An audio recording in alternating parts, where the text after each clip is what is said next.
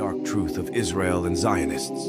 Zionism was the Jewish movement founded in the early 19th century by Leo Pinsker, Theodor Herzl, Max Nordau, Israel Zangwill, and Zeev Jabotinsky. Theodor Herzl is regarded as the father of Zionism as he played the primary role in the establishment of Zionism. The fundamental goal of the Zionist movement was to establish a Jewish home state in the lands of Palestine. The land of Palestine in the 19th century was under the Ottoman region. The Sultan of that time was Abdul Hamid II.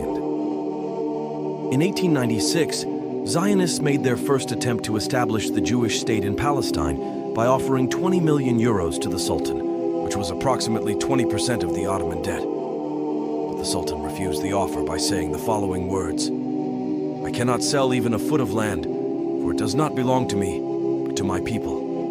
My people have won this empire by fighting for it with their blood, and have fertilized it with their blood. We will again cover it with our blood before we allow it to be wrested away from us." The Sultan put restrictions on the immigration of Jews to Palestine, as some of them were motivated by the Zionist idea. Sultan Abdul Hamid II was dethroned on April 26, 1909. The Young Turks took over the government on August 1909. After that, all territories owned by Abdul Hamid were nationalized, and the Jews were allowed to migrate to Palestine. As the primary goal of the Zionism movement was to establish a home state in Palestine for the Jews, therefore by establishing relations with the British government, the Balfour Declaration was announced by the Zionists through the British government on November 2, 1917. This declaration announced its support for the establishment of a national home for the Jewish people in Palestine. Balfour's letter expressed sympathy for the Jewish Zionists' aspirations.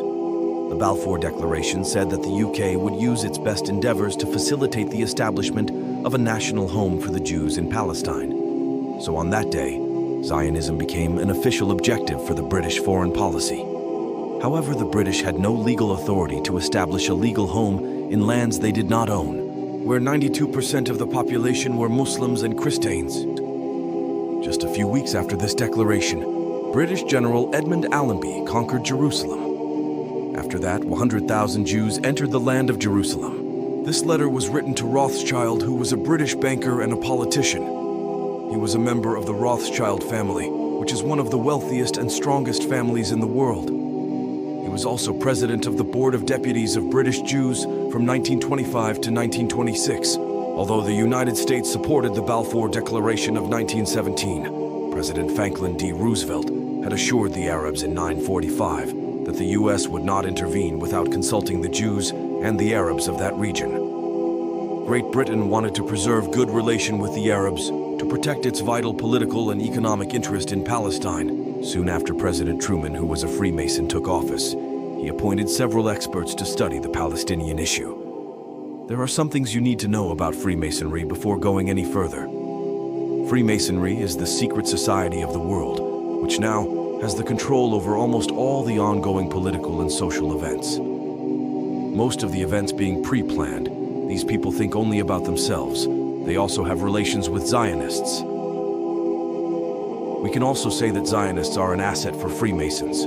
So, with the help of Freemasons, Zionists achieved their goal of establishing a Jewish state in Palestine. On 29th of November 1947, the United Nations planned for the partition of Palestine.